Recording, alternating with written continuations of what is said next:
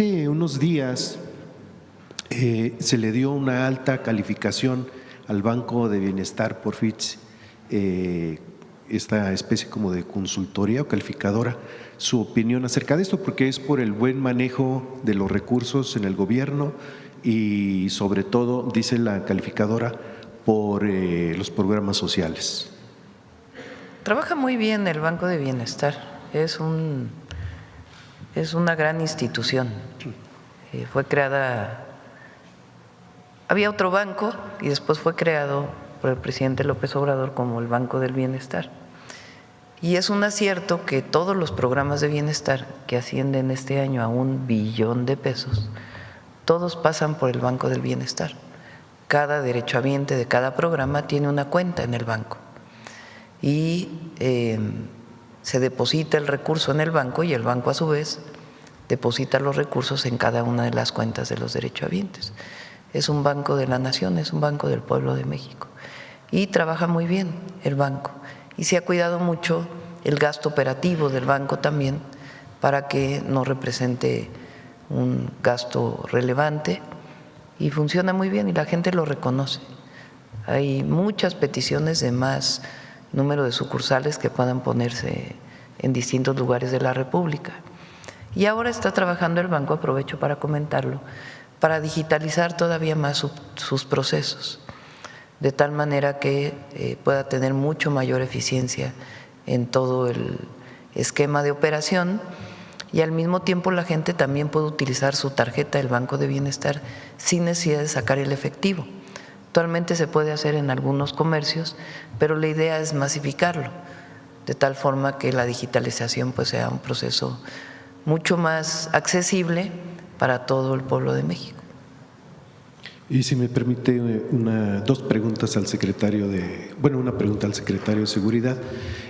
Con la detención de Rufo Appel y la coordinación de los gabinetes de seguridad nacional con los estados, también se ha destapado una serie de organizaciones que se dedican incluso a hacer especie de empresas, refinerías. En los últimos días se ha hecho también pues aseguramiento en Cadereyta, en Nuevo León, también acá más hacia el centro del país. Pero me llama la atención sobre todo el aseguramiento, porque primeros indicios indican las autoridades, sobre todo locales o financieras de este estado, que estarían llevándose alrededor de 5,000 millones de pesos y una producción supuestamente de más de 100,000 barriles. Me llama la atención esto porque la infraestructura presuntamente se viene haciendo desde hace más de 4 años y ha llamado ha sido muy alarmante esta situación por este tipo de construcciones que no nada más es la construcción, sino el robo del hidrocarburo, presuntamente también la refinería de gasolina, diésel, turbocina. ¿Qué es lo que se sabe acerca de esto? Porque incluso ya de manera oficial se vinculan o se están mencionando personajes como Ezequiel N., Ramón N., que son los responsables, incluso tienen nombres estas refinerías que podrían haber pasado incluso por empresas de chapopote o construcciones así. Si tiene algo acerca de esto, ¿qué van estas indagatorias? Todas las semanas se realizan acciones en contra del huachicol. Ahorita usted mencionó esta de Tamaulipas, pero también, por ejemplo, esta semana se hicieron 14 cateos en la zona centro del país, también relacionadas con huachicol. Son investigaciones que, si bien participa el Gabinete de Seguridad, son encabezadas por la Fiscalía General de la República, son investigaciones en curso que va a ir dando puntualmente información sobre cada una de ellas. ¿Tiene relación con el caso Rufo Appel y extranjeros que estarían colaborando para la construcción o mexicanos expertos, porque tiene que ser gente experimentada para la construcción de estas? Al ser una investigación en curso por parte de la Fiscalía General de la República, tendríamos que esperar a que dieran ellos la información para no afectar las carpetas de investigación que tienen. Muchas gracias.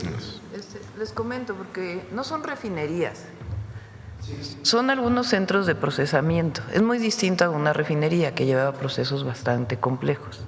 Eso es lo primero. Es un centro de procesamiento ahí en Cadereyta. Lo segundo, porque algunos medios dijeron, ¿cómo es posible que hubiera habido un cuartel de la Guardia Nacional a un lado y que no se hubieran dado cuenta? Fue la propia Guardia Nacional quien hace este operativo, al darse cuenta que hay un centro de procesamiento de combustible. Entonces, es el trabajo del Gabinete de Seguridad frente a procesamiento ilegal o transporte ilegal de combustible o contrabando de combustible. Y la Fiscalía General de la República tiene varias investigaciones. Una de ellas viene del buque que denunció la propia Secretaría de Marina, en donde estaba entrando combustible de contrabando. Otra viene de los ferrotanques que entraron por Coahuila, que es en donde está involucrado el exgobernador. Y hay otras más que tiene la Fiscalía General de la República, en donde se participa de manera permanente. Y si además se encuentra que hay un transporte ilegal de combustible, ¿cómo se identifica? A través de que no tienen identificados los QRs que ordenó la Secretaría de Energía que debe tener cualquier transporte que transporte combustible y de otros esquemas de información que se han desarrollado dentro del Gobierno de México. Si hay una ilegalidad, pues participa el Gabinete de Seguridad. Pero es muy importante, este centro de procesamiento, mucho menor que lo que sería una refinería, es la propia Guardia Nacional quien lo asegura y viene la Fiscalía General de la República para poder hacer todas las investigaciones. Gracias, Presidenta. Por último, ya también en tema de gasolinas, quisiera saber si hay un avance. Aquí se ha tocado el tema de la supuesta extorsión a gasolineros que pues han arrancado sus negocios y presuntamente en el Estado de México le están cobrando alrededor de medio millón de pesos por estación o por bomba prácticamente, y si hay algún acercamiento del gobierno del Estado o hay algo que le hayan dicho de estos casos. Checo con la Fiscalía General del Estado de México de inmediato y se lo hacemos saber, porque nosotros no tenemos esa denuncia. Sí, creo que ya presentaron denuncia en el Estado de México y están señalando a gente que se dedica de medio ambiente y de control precisamente de gasolineros. Con gusto lo revisamos hoy mismo con la Fiscalía General del Estado de México. Hay una muy buena coordinación y se lo hacemos saber. Muchas gracias. ¿Es cuánto? ¿Cómo dices que de dónde viene la extorsión? Supuestamente, ahí le menciono, de prevención y restauración de medio ambiente en el Estado de México. Vamos a investigar y le pido aquí al gabinete que pueda revisar la denuncia en la Fiscalía. Muchas gracias. Muy bien. Bueno, 8:30. A ver, una más y ya. La compañera. Presidenta, buenos días a todos. Yo soy Carolina de Código Libre. Presidenta, para aprovechar aquí al Gabinete de Seguridad, ¿qué nos pueden decir sobre este tema de las tragamonedas vinculadas con el crimen organizado? Esto se va a extender federalmente. ¿Ya se sabe en qué estados están o si hay un grupo del crimen organizado con estas? Pues hay en varios estados de la República. En Sinaloa constantemente Guardia Nacional junto con el gobierno del estado ha retirado una cantidad importante de máquinas tragamonedas, también la Secretaría de Marina en Mazatlán. De las más relevantes precisamente es la de la Fiscalía General del Estado de México junto con las instituciones del Gabinete de Seguridad, que retiraron en un lapso de, me parece, 10 días o 15 días, 3.500 máquinas tragamonedas. Creo que ese ha sido el aseguramiento más importante que se ha realizado. Son de grupos locales, pertenecen a células criminales locales y depende del estado en el que se encuentren. ¿Hay nombre de estos grupos? Pues en el caso del Estado de México estaban relacionados con la familia michoacana, por ejemplo. Okay. En otro tema, sobre el debate de los lineamientos de la Ley de Telecomunicaciones, esto no puede vulnerar, aprovechando el tema, no puede vulnerar a los comunicadores en la seguridad de los periodistas. No, a ver, Es muy relevante. Le pedí a Luisa María que pudiera entrar en contacto con la Cámara de Radio y Televisión, con todos aquellos que tienen dudas sobre la regulación y los lineamientos que se plantearon, que justamente están a consulta pública. Hay una serie de lineamientos. Por ejemplo, las empresas de radio y televisión tienen que establecer una persona nombrada por ellos para que sea el defensor de las audiencias. Si no nombra al defensor de las audiencias, pues entonces puede ser que tenga una sanción. Pero no es sobre el contenido, las sanciones no tienen nada que ver con el contenido de la comunicación, sino sobre las acciones que tienen que llevar a cabo, como el nombramiento de un defensor de las audiencias. Esto tiene que quedar claro. Por fortuna está abierto a consulta pública, que es la manera en que opera la comisión, para que puedan hacerse estas especificaciones. Pero de ninguna manera tiene que ver con un comunicador, con sancionar a un comunicador o sancionar por el contenido de la comunicación. Por eso no tiene nada que ver con censura, sino sencillamente con el derecho de las audiencias al derecho a la información. Entonces, todo esto se va a aclarar para que no haya ninguna referencia a la censura, y no tiene nada que ver con sancionar a un reportero, imagínense, sería absurdo. Muchas gracias. Gracias. Bueno, a ver, la compañera, ya cerramos. Gracias, presidenta. Karen Ballesteros, de Canal 11.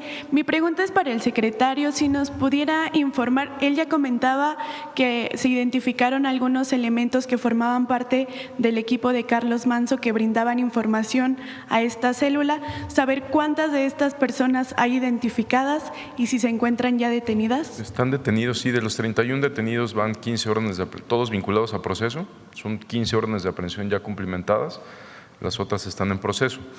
La persona que proporcionaba información directamente al licenciado, el coordinador de la célula que ejecutó al presidente municipal, es una persona de nombre Samuel, que trabajaba directamente en el ayuntamiento y está detenido. Aquí se dio a conocer en una mañanera. Entonces solo sería una persona que formaba. Son dos, es Samuel N. y una mujer que no recuerdo el nombre ahorita, pero también está detenida ya. Okay. Y también se dio a conocer aquí. Y después de esta operación, ¿se prevén reforzar los elementos en Uruapan, en Michoacán, o se van a mantener las mismas acciones y el mismo número de elementos de seguridad? Hay un buen reforzamiento por parte de la Secretaría de Defensa Nacional, de Guardia Nacional, y también de la Secretaría de Marina en la parte de la costa, y también la seguridad de la presidenta municipal está bajo resguardo de nosotros. Gracias, presidenta. Bueno, antes de pasar a Suave Patria, es un trabajo muy relevante del Gabinete de Seguridad. El pueblo de México debe saber que el secretario de Seguridad, el general secretario y todo su equipo, el almirante secretario y todo su equipo, Centro Nacional de Inteligencia, todo el equipo del Gabinete de Seguridad trabajan en cuerpo y alma para garantizar la paz y la seguridad y la cero impunidad. Este trabajo muy relevante y las detenciones que se han llevado a cabo, todas tienen sustento científico, documental, que han llevado a esta detención que se hizo el día de ayer. Continúa el proceso, evidentemente, porque apenas viene la detención y ahora viene pues todo el proceso judicial que tiene que llevarse a cabo, tanto en el estado de Michoacán como a nivel federal. Y cualquier tema pues se va a seguir informando, y he dado instrucciones también al secretario para que siga muy en contacto con la presidenta municipal, con Grecia Quirós, para brindarle todo el apoyo que necesite. Bueno, vamos a Suave Patria.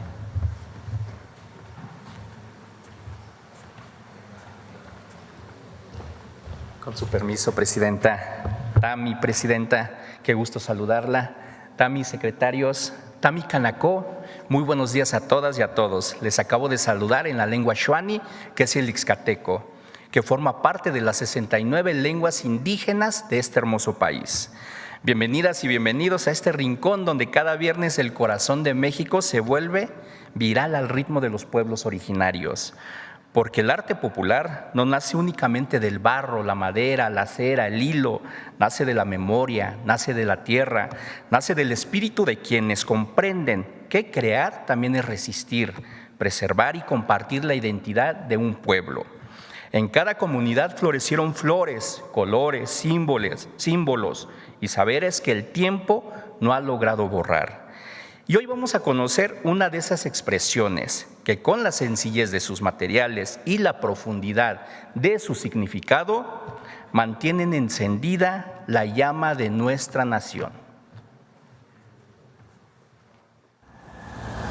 Aquí, en Salamanca, Guanajuato, los dedos de los maestros artesanos transforman la cera en encajes, rosas, azucenas o coronas que son milagros de devoción. La cera escamada salamantina no es una simple vela, es una ingeniería floral, tallada enteramente a mano que resguarda 3 siglos de historia y orgullo. Nacida en la época colonial, es el alma de la fiesta de los gremios. Los trabajadores llegan en procesión con cirios escamados monumentales como ofrenda al Cristo Negro. Cada uno es un producto de una paciencia infinita y de la maestría absoluta de los artesanos. Aquí en la familia se aprende jugando. Aprendemos cuando estamos chiquitos a sacar las primeras flores.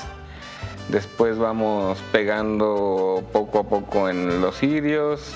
Y pues obviamente las primeras no nos van a quedar bien, ¿no? Pero con la guía de mi papá y de mi abuelo, uno va entendiendo cómo se hace ese trabajo y todo lo que conlleva. Nos da mucho orgullo el ser parte de una tradición tan larga y tan característica de nuestro municipio. Con moldes de madera, agua fría y cera de abeja derretida, los maestros cereros de Salamanca moldean relieves tridimensionales tan finos que parecen telas caladas o hilos de plata. El chiste es estar innovando dentro de la misma tradición, o sea, el que no se quede estático el trabajo, sino que siga evolucionando conforme van pasando los años.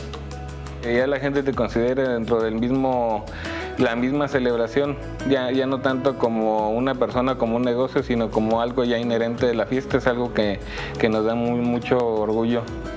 Hoy, estas obras efímeras de cera blanca con destellos dorados han conquistado los altares del Vaticano y los museos de Europa, demostrando que el arte popular mexicano es universal. Porque la cera puede derretirse, pero la memoria permanece. Y mientras las familias salamantinas custodian este patrimonio vivo y lo entreguen a las nuevas generaciones, esta tradición seguirá iluminando el alma y el corazón de su gente. Acabamos de ver cómo las manos mexicanas poseen el don de convertir lo sencillo en símbolo y lo cotidiano en un acto de identidad. Y desde Palacio Nacional les damos las gracias a todas las artesanas y artesanos que guardan este patrimonio vivo, a quienes con paciencia continúan enseñando que la tradición no pertenece a un pasado, sino a este presente y, por supuesto, al futuro. Mientras los cirios y las ofrendas continúen naciendo de los talleres familiares, México seguirá iluminando su historia con la luz de sus pueblos originarios y derritiendo en cada llama el corazón de nuestra suave patria. Escanar y Canacó. Muchas gracias.